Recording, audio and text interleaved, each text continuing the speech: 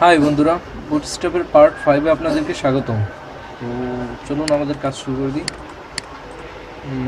কাজ শুরু করার আগে আমি একটু ফোল্ডার করে নিই। হ্যাঁ, ফোল্ডার করা আছে। তো ফাইলটিকে ওপেন করি।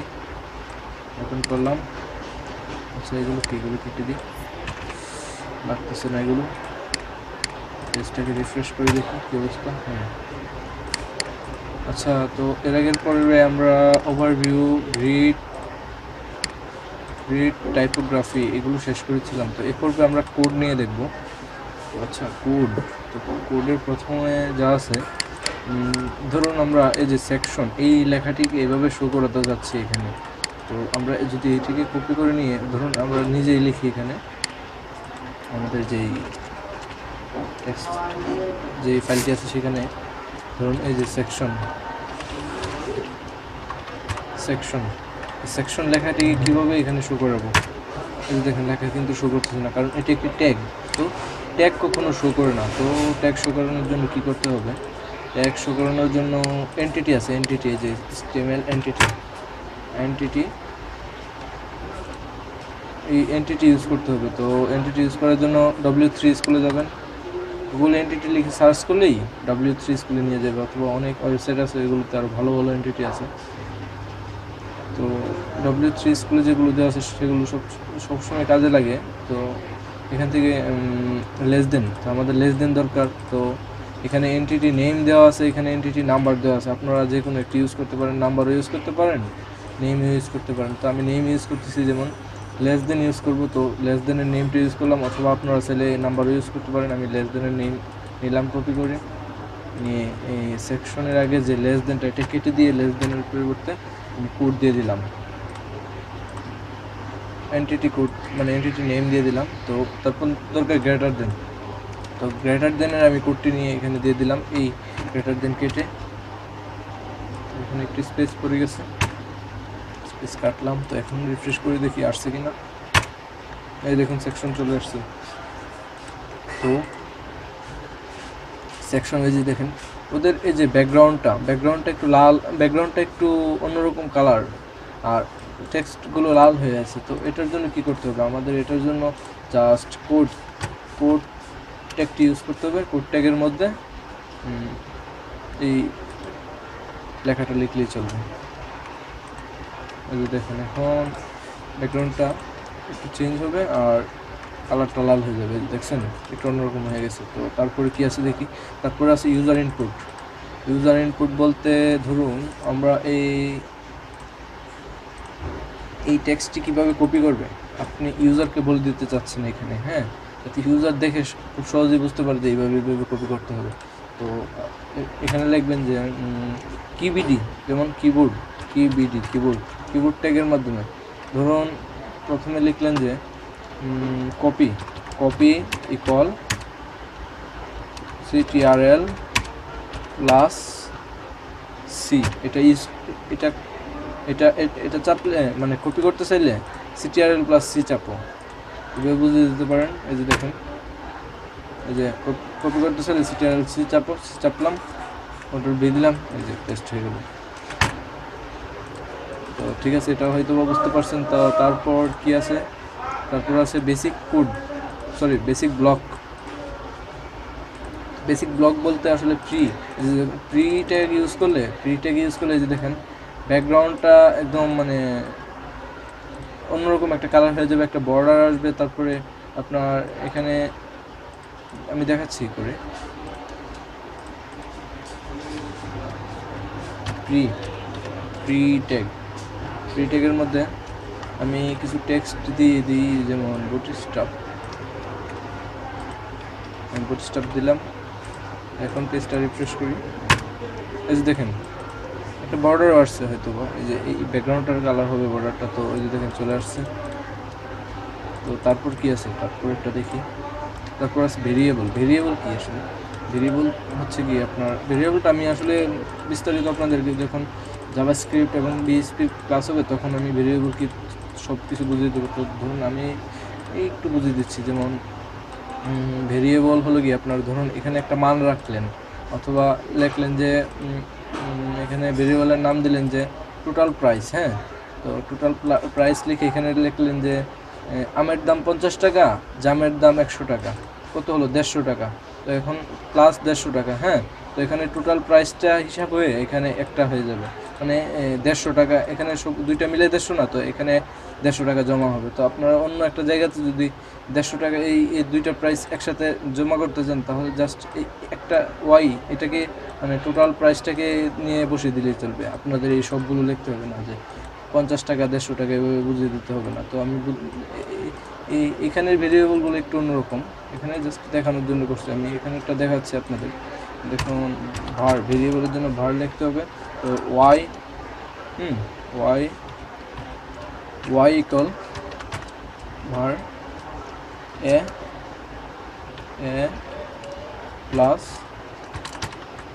Plus x. তো জাস্ট ওরা বুঝেছে, এগুলো তেমন কাজ করে না। এই যে ওয়াই ইকুয়াল এ প্লাস এক্স, এগুলো তেমন কাজে লাগবে না আপনাদের। তো তারপর আছে স্প্যাম কি কাজে লাগে দেখতেছি, কারণ স্প্যাম কন্ট্রোল ভি, বুটস্ট্র্যাপ একটা টেক্সট দিই, বুটস্ট্র্যাপই দিলাম, রিফ্রেশ করি পেজ। স্প্যাম কেমন, আসলে স্প্যামটা কেন ইউজ করেছি দেখি আগে। স্প্যাম, হ্যাঁ, যে একটু মানে আমরা যদি পি ট্যাগের মধ্যে ইউজ করি, এটা দেখি পি ট্যাগের মধ্যে কেমন দেখা যায়। পি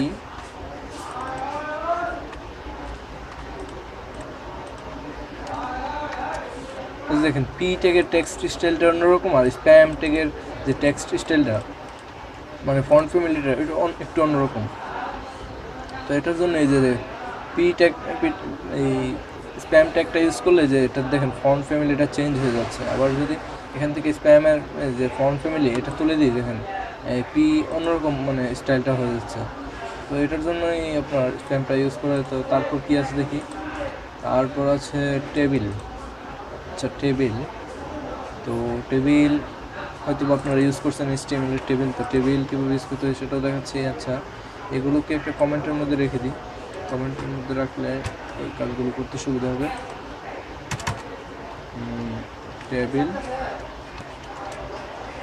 টেবিলের মধ্যে কি হবে, টেবিল রো, টেবিল রো। তো তার ভিতরে কি হবে, তার ভিতরে হবে টিডি। তো এখানে লিখি কি লেখা যায়, বেসিক এক্সাম্পল, এগুলোই দিয়ে দিই, এগুলো 4-5টা দিয়ে দিই। তো টিআর কয়েকটা নিয়ে নিই, দেখি কেমন হয়। আচ্ছা এরকম আসতেছে যে টেবিল কিন্তু হয়ে গেছে, তিনটা করে দিছি না, 4টা করে দিছি, 1 2 3 4টা আসছে না, 3টা আসছে। আচ্ছা যাক, আমি এটাকে ইয়ে করলেই বুঝতে পারবো যে আচ্ছা এখানে তো আরেকটা করি। আমি এখন চাচ্ছি যে এগুলোর বর্ডার দিতে, ফুটস্ট্যাপে বর্ডার ইউজ করতে। তো বর্ডার ইউজ করার জন্য আমাদের এখান থেকে টেবিল বর্ডার ইউজ করতে হবে। টেবিল, আচ্ছা আগে বর্ডারটা পরে দেখাচ্ছি। ধরুন এই দুইটার মানে এক একটা টেবিল রো কালার এক এক রকম রাখতে চাচ্ছেন, তো তার জন্য এই যে এই ক্লাসটা ইউজ করবেন। তার আগে এই ক্লাসটা সবসময় ইউজ করতে হবে, টেবিল, তারপর অন্য ক্লাসগুলো দিবেন।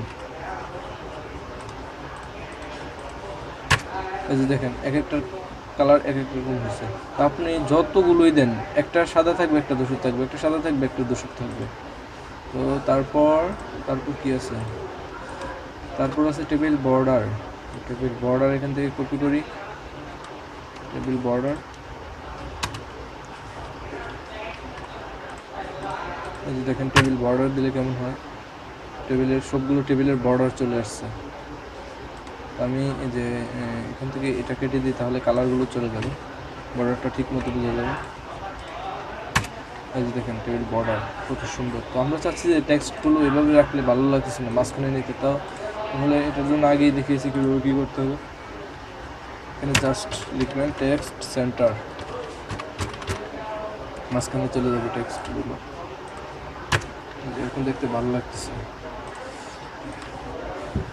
তো তারপর হলো গিয়ে যেমন ধরেন যতটাতে আমি হোভার করবো তো এগুলোর কালারগুলো চেঞ্জ হবে, তার জন্য জাস্ট এখানে লিখবেন টেবিল হোভার।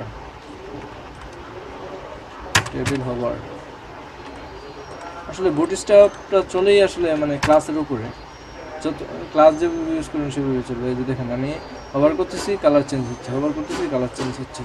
তো তারপর কি আছে, তারপর এই যে টেবিল, এইগুলো আপনারা দেখে নেবেন, তো আশা করি পারবেন। তো তারপর কি আছে, তারপর আছে এই যে টেবিলের হেডিং।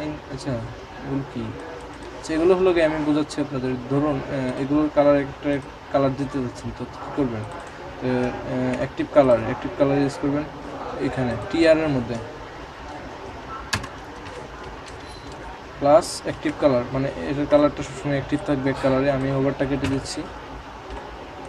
এই যে দেখেন অ্যাক্টিভ কালার, যে অ্যাক্টিভ মানে অ্যাক্টিভ কালার বলতে এই কালারটাকে বোঝায় বুটস্ট্র্যাপের। আর সাকসেস কালার বলতে এটাকে, আচ্ছা দেখতেছি সাকসেস কোনটাকে বোঝায়, অথবা সবুজ হতে পারে সাকসেস কালার। এই যে সাকসেস, হ্যাঁ হালকা সবুজের মতোই। তারপর রং কালার, এই টেবিল রোয়ের কালারটা রং থাকবে, প্লাস টেবিল কালার থাকবে রং। দেখি রং হয়েছে কিনা, এই তো রং হয়ে গেছে। তো তারপর হলো কি ডেঞ্জার, মানে এই কালারটা হয়তো বা,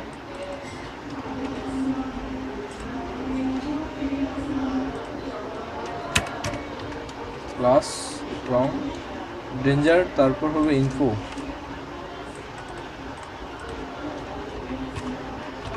দেখি তো এখন।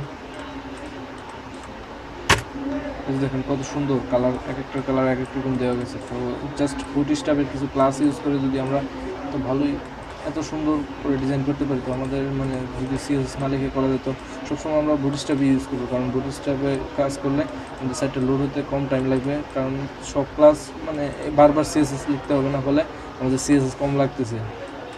তো ঠিক আছে, এই ছিল আজকের টিউটোরিয়াল। তো ভালো থাকবেন, ধন্যবাদ।